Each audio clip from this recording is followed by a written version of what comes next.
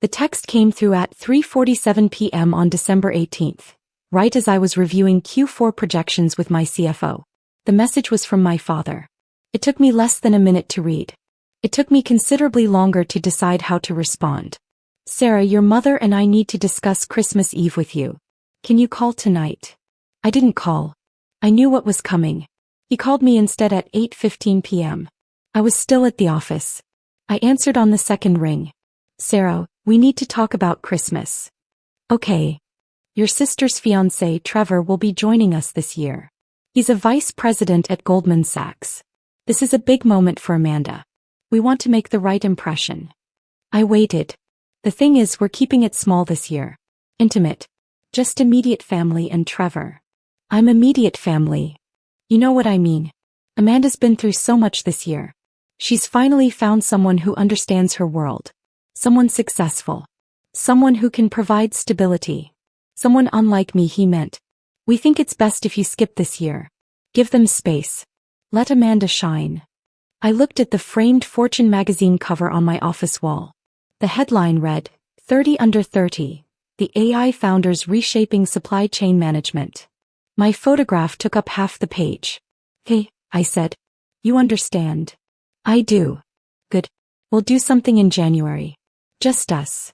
He hung up before I could respond. Not that I was planning to. My mother called the next morning. I was in a board meeting, so I let it go to voicemail.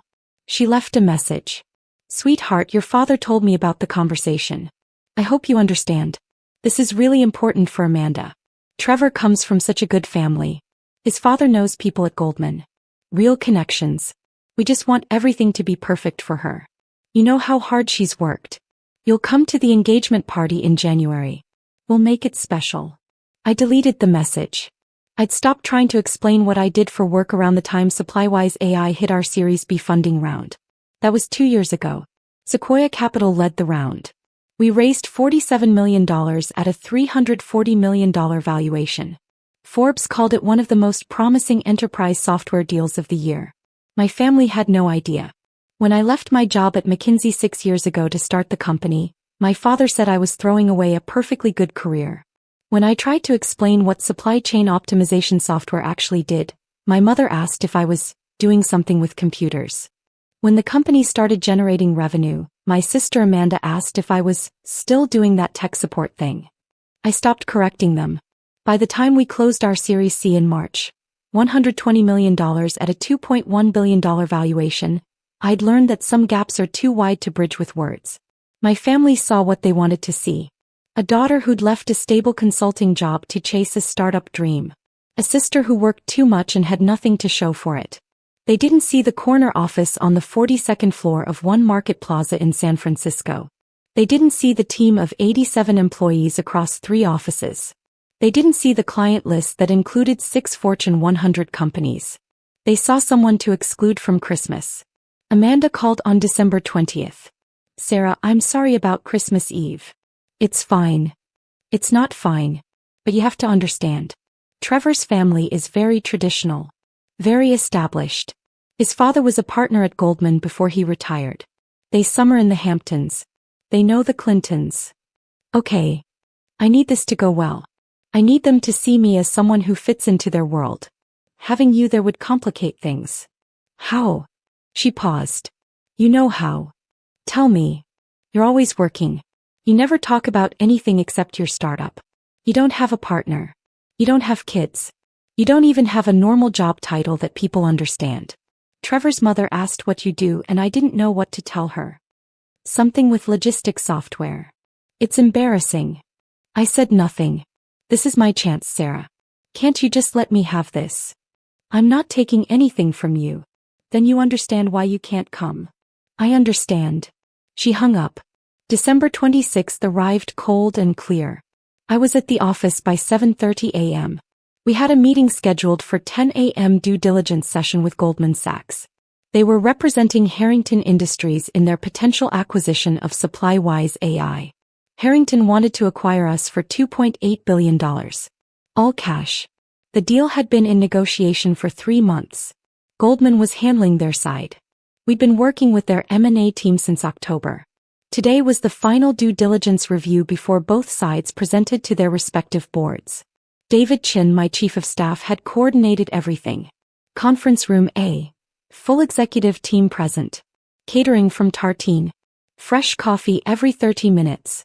I arrived at the conference room at 9:45 a.m. My team was already there. David stood near the door, tablet in hand, reviewing the presentation deck one last time. Goldman's team is scheduled to arrive at 10, he said. 4 people. 2 senior VPs, 1 associate and 1 VP named Trevor Ashford. He's the relationship lead on Harrington's side. I looked up. Trevor Ashford? Yes. Do you know him? I might. David checked his tablet. He's been with Goldman for 6 years. MBA from Wharton. Specializes in tech M&A. This is his first deal over $2 billion. Big moment for him, apparently. I sat down at the head of the table. I'm sure it is. At 9:58 a.m., our receptionist called. Miss Chin, the Goldman Sachs team is here. Send them up. David walked to the elevator bay. I remained seated. My CFO, Patricia Huang, sat to my right. My CTO, James Kim, sat to my left. 3 other senior executives filled the remaining seats. We'd run this meeting structure 100 times. Everyone knew their role. The conference room door opened. David walked in first. 4 people followed. 3 men in dark suits. 1 woman in a navy dress. I recognized 2 of them from previous calls. The senior VPs. We'd been on video conferences together for weeks. The 3rd man was Trevor. He walked in talking. He didn't look at the table. He was mid-sentence with one of the senior VPs, something about the Knicks game last night, and he was laughing, and he still hadn't looked up when David said very clearly, "Ladies and gentlemen, thank you for coming. Please have a seat. Allow me to introduce Sarah Chin, founder and CEO of SupplyWise AI." Trevor looked up. He saw me. I watched the color drain from his face. "Good morning," I said. "Welcome to SupplyWise AI. We're glad you're here." Trevor's mouth opened. No sound came out. He stood frozen in the doorway. One of the senior VPs, a man named Richard Kowalski, stepped forward and extended his hand. "Miss Chin, pleasure to finally meet in person. We've heard remarkable things about what you've built here." I shook his hand. "Thank you. Please sit." Richard sat. The woman sat. The other senior VP sat. Trevor remained standing. His face had gone from pale to red. He was staring at me like I'd appeared out of thin air. David moved to the side of the room. He was holding a coffee carafe. "Can I get anyone coffee? Water?" Trevor finally moved. He sat down heavily in the chair directly across from me. His hands were shaking. He placed them flat on the table, pressing down like he was trying to steady himself. "Let's begin," I said. "Patricia, would you walk us through the Q4 financials?" Patricia opened her laptop. The screen behind me lit up with our quarterly revenue report. She began presenting. Trevor wasn't listening. He was staring at me. His jaw was tight. His eyes kept darting to the presentation screen, then back to me, then to David, then back to me. Richard Kowalski took notes. The woman asked clarifying questions. The other senior VP nodded along, occasionally checking his phone. Trevor said nothing. 15 minutes into the presentation, his phone buzzed. He glanced down. Then again. Then a 3rd time. He picked it up, typed something quickly and set it down. It buzzed again immediately. He ignored it. Patricia finished the financials. "As you can see, we're projecting $340 million in revenue for fiscal year 2025, with an EBITDA margin of 38%. Our enterprise client retention rate is 97%. Richard smiled. "Exceptional. Truly exceptional." I nodded to James. "James, why don't you walk everyone through our product roadmap and the technical infrastructure that supports our scalability?" James began. Trevor's phone buzzed again. He picked it up. "Read the message." His face went even redder. He typed something back, his thumbs moving fast, almost angry. He set the phone down face up on the table. I could see the screen from where I sat. The contact name read, Amanda. The messages kept coming. "What's happening? Trevor, call me. Why aren't you answering?" James talked through our infrastructure. Our server architecture. Our data security protocols. Our API integrations with existing ERP systems. Trevor wasn't listening. He was reading his phone. His breathing had changed. Faster. Shallow. Richard asked a technical question. James answered it. The woman asked a follow-up. James answered that too. Trevor looked up at me. "Excuse me," he said. His voice cracked slightly. "I need to step out for a moment." I looked at him. "We're in the middle of a presentation." "I understand. This will just take a minute. We have a schedule to maintain. Can it wait?" He stared at me. Something passed across his face. Panic. Anger. Desperation. "No," he said. "It can't." I nodded. 5 minutes. He stood and walked out of the conference room. The door closed behind him. Richard looked at me apologetically. "I'm sorry about that. Trevor's been under a lot of stress with this deal." "I understand," I said. "David, can you refresh everyone's coffee while we wait?" David moved around the table with the carafe. I could hear Trevor's voice in the hallway. Muffled. Urgent.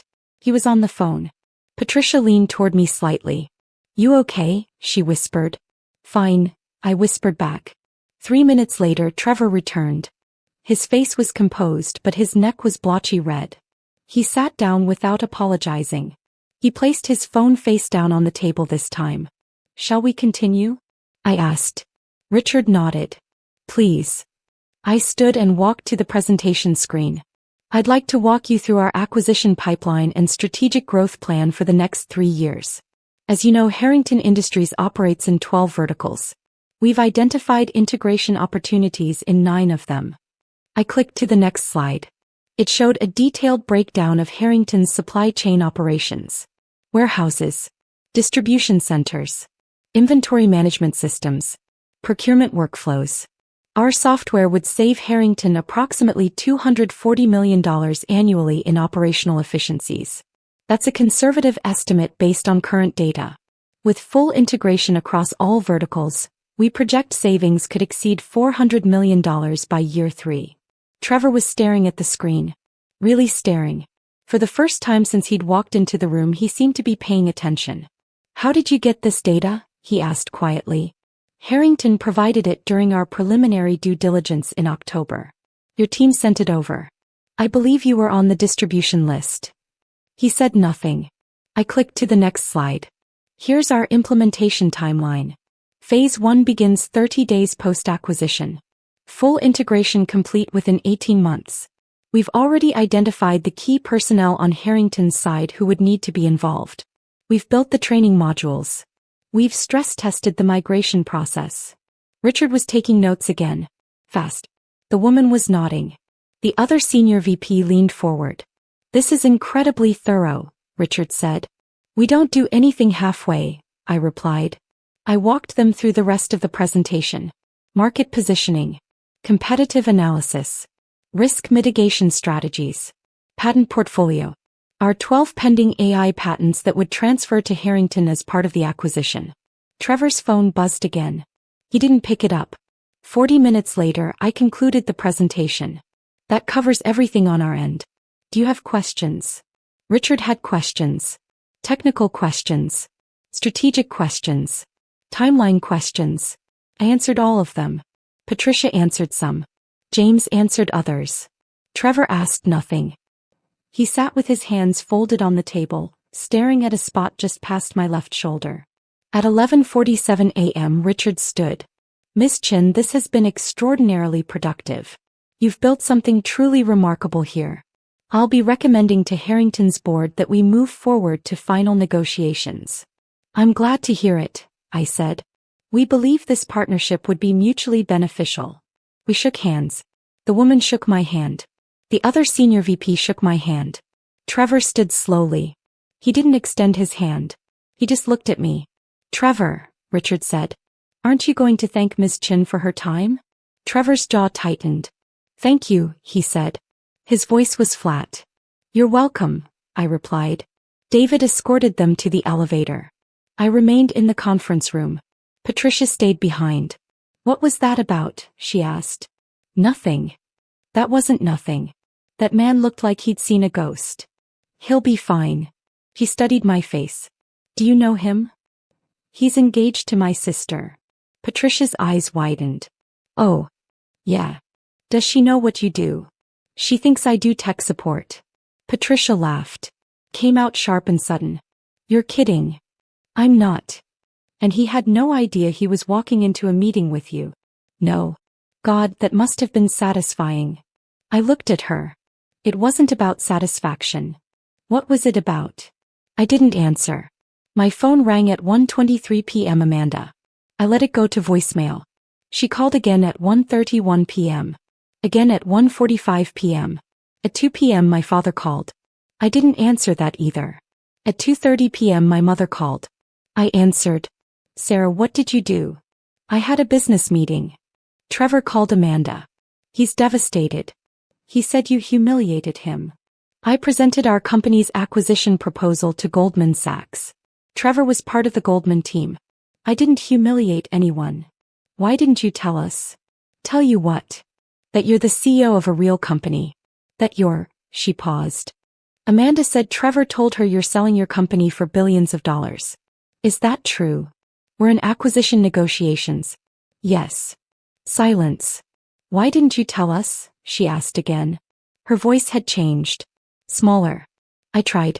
6 years ago. You told me I was throwing my life away. We didn't know. You didn't want to know. More silence.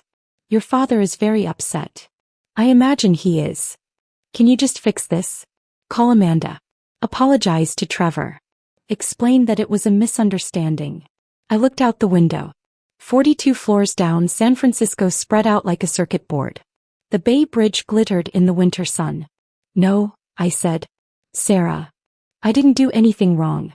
Trevor walked into a business meeting. I conducted a business meeting. If he's upset, that's his problem. Not mine. You embarrassed him. I sat at the head of my own conference table and presented my own company's financials to a client. If that embarrassed him, he embarrassed himself. He's going to marry your sister. Then he should probably get used to the idea that I exist. My mother made a small sound. Not quite a sob. Not quite a gasp. I have to go, I said. I hung up before she could respond. Amanda called at 4:17 p.m. I was in a strategy meeting with my executive team. I excused myself and stepped into my office. Hello, Amanda. You did this on purpose. I did my job. You knew Trevor would be there. You knew he'd see you. You set this up to humiliate me. I didn't know Trevor would be on the Goldman team until this morning. I've been negotiating this acquisition for 3 months. Long before you got engaged. You should have told me. Why? So I could prepare him. So I could explain. Explain what? That your sister isn't actually a failure? That I actually built something? Why would you need to prepare him for that? He was crying now. I could hear it in her voice. You don't understand what this has done. What has it done? He won't talk to me. He came home from your meeting and locked himself in his study. He won't answer my calls. His mother called me asking what kind of family I come from. She asked why we lied about you. I didn't lie. You did. I told them what I knew. You told them what you wanted to believe. She sobbed. Fully sobbed. Why are you doing this to me? I'm not doing anything to you. I'm running my company. I'm negotiating a deal that my team has worked on for months. You're the one who decided I wasn't good enough to sit at your Christmas table. You're the one who told me I'd complicate your narrative. I didn't mean. Yes, you did. Silence. Just her breathing and the occasional catch in her throat. Trevor says the deal might fall through now, she whispered. He says Goldman might pull out because of the conflict of interest. He says I ruined his career. Goldman isn't pulling out. Richard Kowalski told me personally that he's recommending we move to final negotiations. If Trevor told you otherwise, he lied. But the deal is fine. Trevor's ego is bruised. Those are different problems. What am I supposed to do? That's not my problem to solve. Sarah, please. I have a meeting. I need to go. I hung up. My father showed up at my office at 6:45 p.m. The receptionist called me. Miss Chin, there's a gentleman here to see you. He says he's your father. Send him to my office. He walked in 3 minutes later. He'd never seen my office before. He stood in the doorway and looked around. The corner view. The floor-to-ceiling windows. The sitting area with the leather couch and the coffee table made of reclaimed wood. The framed magazine covers on the wall. Fortune. Forbes. Fast Company. He saw the nameplate on my desk.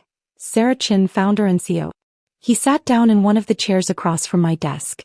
I remained standing. You should have told us, he said. I tried. Not hard enough. I said nothing. He looked at the magazine covers again. When did all this happen? Over 6 years. And you never thought to mention it? I mentioned it constantly. You never listened. His jaw tightened. Don't put this on me. You were secretive. You were vague. You never gave us details. I told you I raised $47 million in venture capital. You asked if that was real money. He flinched. I told you we had 70 employees. You asked if I was managing a call center.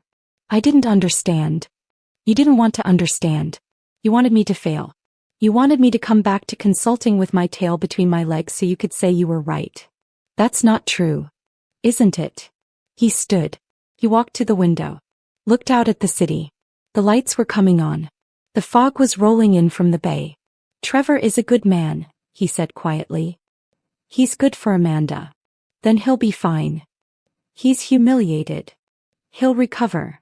You could have handled this differently. How? Should I have recused myself from my own company's acquisition? Should I have hidden in my office so Trevor wouldn't have to see me? Should I have apologized for being successful? He turned to face me. You could have warned us. Why? So we could. He stopped. So you could what? Uninvite me from Christmas in a nicer way? Explain to Trevor that I'm not actually a failure? Rewrite the story you've been telling about me for 6 years. He said nothing. I'm not the one who needs to fix this, I said. You are. What do you want from me? Nothing. Sarah. I don't need your approval anymore. I don't need your validation. I don't need you to understand what I do or be proud of me or tell your friends about my company. I needed those things 6 years ago. I don't need them now. His face went red. So that's it? You're cutting us off. I'm setting a boundary. Over Christmas? Over being treated like I don't matter. Over being excluded from my own family because I don't fit the story you want to tell. Over being asked to disappear so Amanda can shine. We didn't ask you to disappear. Yes, you did. He stared at me. Something in his expression shifted. Collapsed. He looked old suddenly. Tired. What do you want? He asked again. I want you to leave. Sarah. Please leave. He walked to the door. Stopped. Turned back. I didn't know, he said. I really didn't know. I know. Can we fix this? I don't know. He nodded. He left. The door closed softly behind him. The deal closed on March 14th. Harrington Industries acquired SupplyWise AI for $2.8 billion. All cash. Goldman Sachs represented Harrington. Trevor Ashford was listed as the relationship lead in the final documentation. He never attended another meeting. Richard Kowalski handled everything personally. I received a text from Amanda on March 15th. Trevor and I called off the engagement. I wanted you to know. I didn't respond immediately. I stared at the message for a long time. Then I typed. I'm sorry. She replied 2 minutes later. I'm not. My father sent me an email on April 2nd.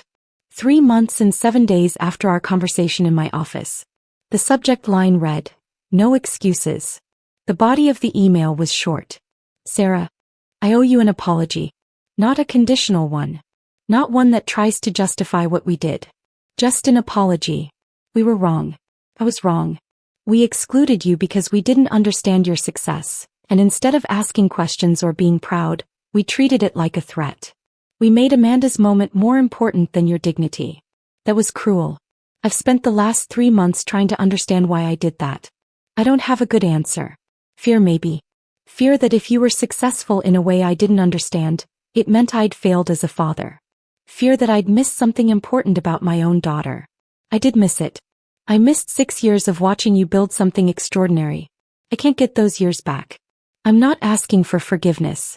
I'm not asking you to come to dinner or call me or pretend this didn't happen. I'm just telling you that I see you now. Really see you. And I'm proud of you. Even if I have no right to be. When you're ready to talk, if you're ever ready, I'll be here. That. I read it 3 times. I didn't respond that day. Or the next. Or the week after. But I didn't delete it.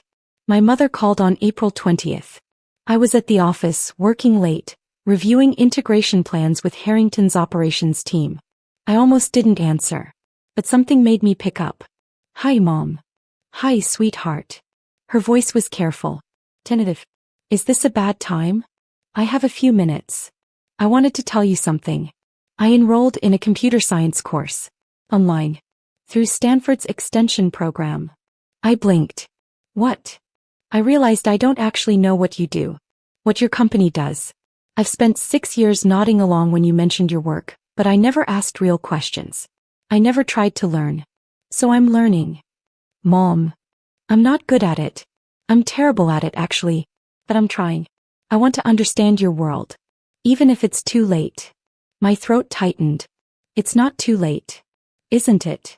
I don't know. She was quiet for a moment. Your father told me about his email. I got it. Are you going to respond? Eventually. When you're ready. Yes. That's fair. She paused. I love you, Sarah. I know I didn't show it in the right way. I know I let you down. But I love you. I know. Do you? I'm learning to. She laughed. It sounded wet. Like she was crying. That's more than I deserve. Probably. Can I call you again? Yes. Hey. I'll let you get back to work. She hung up. I saw Amanda in May. She asked to meet for coffee. Neutral territory. A cafe in Palo Alto, halfway between her apartment and my office. She looked different. Thinner. Her hair was shorter. She wasn't wearing the engagement ring anymore. Thank you for coming, she said. Of course. We ordered coffee. Sat down at a corner table. She wrapped her hands around her cup but didn't drink. I've been in therapy, she said. That's good.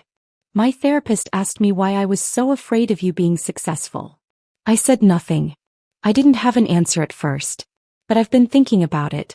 And I think it's because if you were successful, really successful in a way I couldn't explain or control or fit into a neat category, then it meant you'd done something I couldn't do. Something I didn't even understand. She looked up at me. Her eyes were red. I spent my whole life being the perfect daughter. Perfect grades. Perfect career. Perfect fiancé. And you just did your own thing. You left the path. You built something from nothing. And instead of being proud of you, I was terrified that it made me look small. You're not small. I feel small. I felt small my whole life. And I made you feel smaller so I could feel big. That's unforgivable. I haven't forgiven you yet. I know. I might not. I know.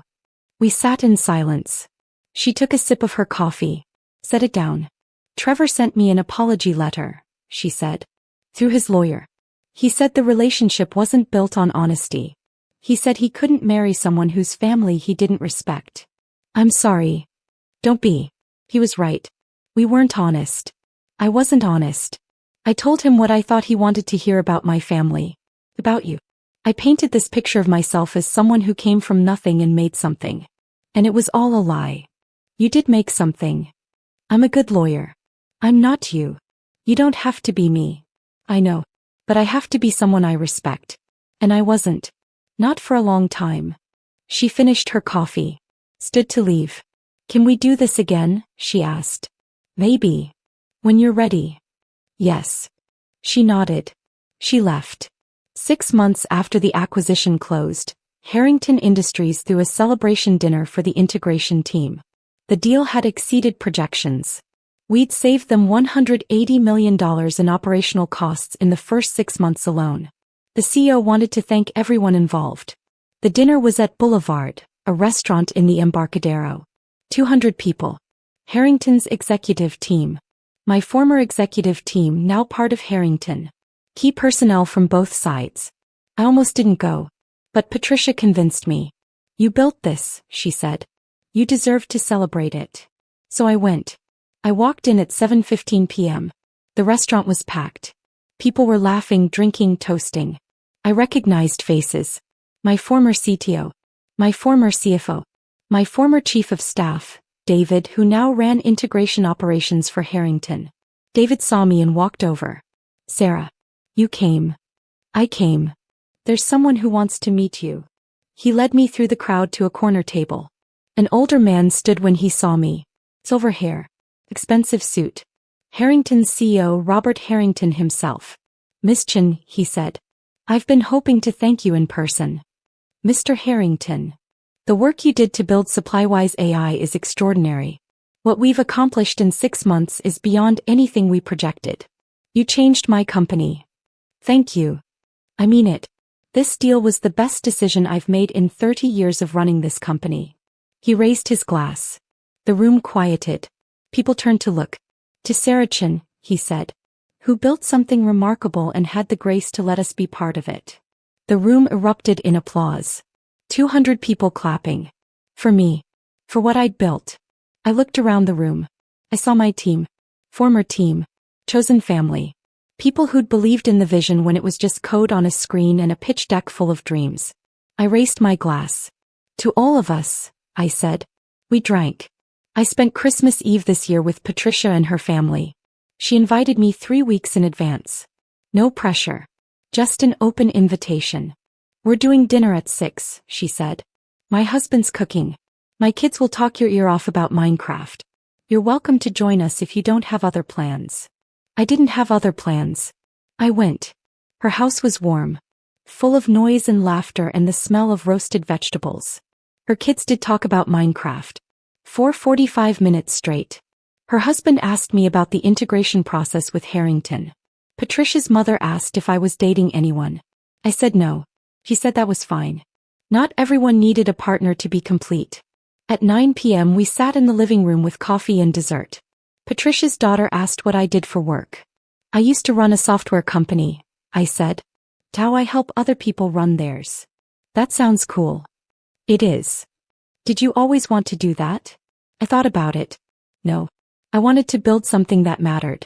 It took me a while to figure out what that looked like. She nodded like that made perfect sense.